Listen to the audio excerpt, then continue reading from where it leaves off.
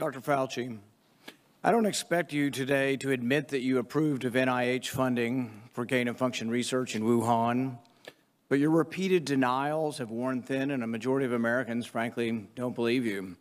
Even the NIH now admits that EcoHealth Alliance did perform experiments in Wuhan that created viruses not found in nature that actually did gain in lethality.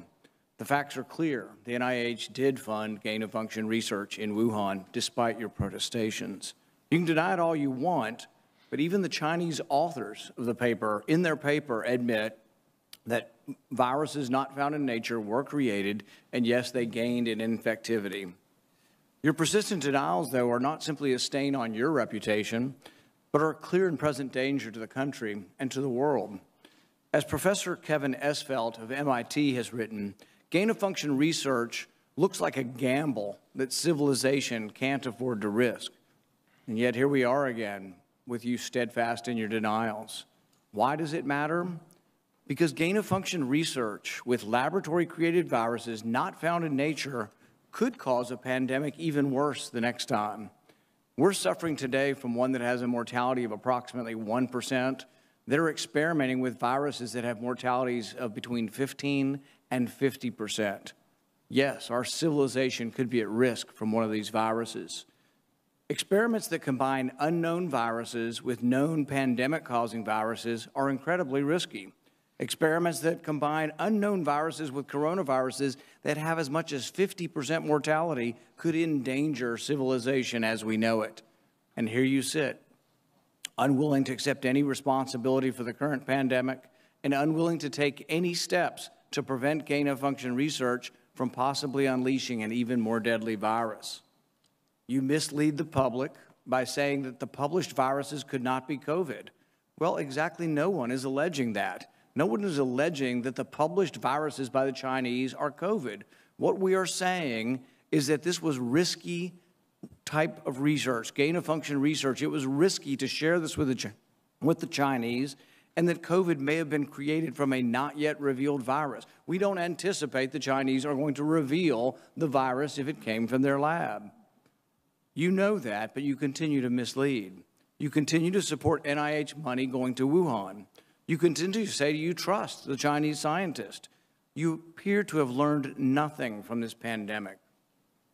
Will you today finally take some responsibility for funding gain-of-function research in Wuhan? Senator, with all due respect, I disagree with so many of the things that you've said. First of all, gain-of-function is a very nebulous term. We have spent, not us, but outside bodies, a considerable amount of effort to give a more precise definition to the type of research that is of concern that might lead to a dangerous situation. You are aware of that. That is called P3CO. We're aware that you deleted gain-of-function from the NIH website. Well, I can get back to that in a moment if we have time. But let's get back to the operating framework and guide rails of which we operate under. And you have ignored them. The guidelines are very, very clear that you have to be dealing with a pathogen that clearly is shown and very likely to be highly transmissible in an uncontrollable way in humans and to have a high degree of morbidity and mortality, and that you do experiments to enhance that. Hence the word EPPP, enhanced pathogens of potential. So when EcoHealth Alliance took the virus, SHC014, and combined it with WIV1 and caused a recombinant virus that doesn't exist in nature, and it made mice sicker, mice that had humanized cells, you're saying that that's not gain-of-function research? According to the framework and guidelines. So what you're doing is defining away gain-of-function. No. You're simply saying it doesn't exist because you changed the definition on the NIH website. This is terrible, and you're completely trying to escape the idea that we should do something about trying to prevent a pandemic from leaking from a lab. The preponderance of evidence now points towards this coming from the lab, and what you've done is change the definition on your website to try to cover your ass, basically. That's what you've done. You've changed the website to try to have a new definition that doesn't include the risky research that's going on. Until you admit that it's risky, we're not going to get anywhere. You have to admit that this research was risky. The NIH has now rebuked them. Your own agency has rebuked them. But the thing is you're still unwilling to admit that they gained in function when they say they became sicker. They gained in lethality. It's a new virus. That's not gain of function? According to the definition that is currently operable, you know, Senator, let's make it clear for the people who are listening. The current definition was done over a 2 to 3 year period by outside bodies, including the NSABB, 2 conferences by the National Academy of Science, Engineering, and Medicine on December 2014, March 2016.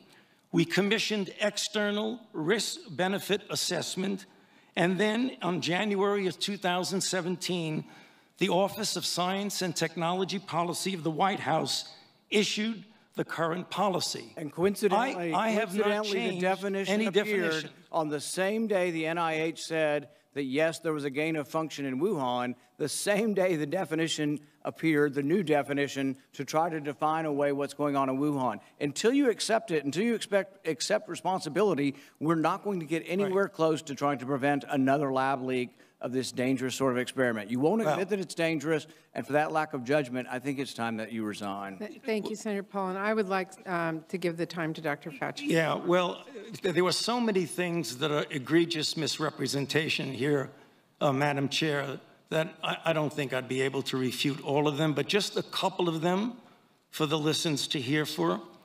You have said that I am unwilling to take any responsibility for the current pandemic. I have no responsibility for the current pandemic. The current pandemic, okay? Number 2, you said the overwhelming amount of evidence indicates that's a lab leak. I believe most card-carrying viral phylogenists and molecular virologists would disagree with you that is much more likely, even though we leave open all possibilities, it's much more likely that this was a natural occurrence. Third, you say we've tested 80,000 animals and no animals have been found with COVID. Senator Paul, the time is for And third, you made a statement just a moment ago that's completely incorrect, where you say we continue to support research at the Wuhan Institute of Virology. You approved it in August of last year. No, your statement says, quote, I wrote it down as you were writing. You continue to support research at the Wuhan Institute of Virology. You were in committee a month ago and said you still trust the Chinese scientists and you still support the research over there. You said it a month ago in committee. Senator Paul, I have allowed Dr. Fauci to respond. You've had your time. I'm going to give him If he's going to be dishonest, he ought to be challenged. Senator Paul, we will allow Dr. Fauci to respond after you've given accusations like that. Dr. Fauci. Well, I don't have any more to say except to say that, as usual, and I have a great deal of respect for this body of the Senate, and it makes me very uncomfortable to have to say something, but he is egregiously incorrect in what he says. Thank you. History will figure that out on its own.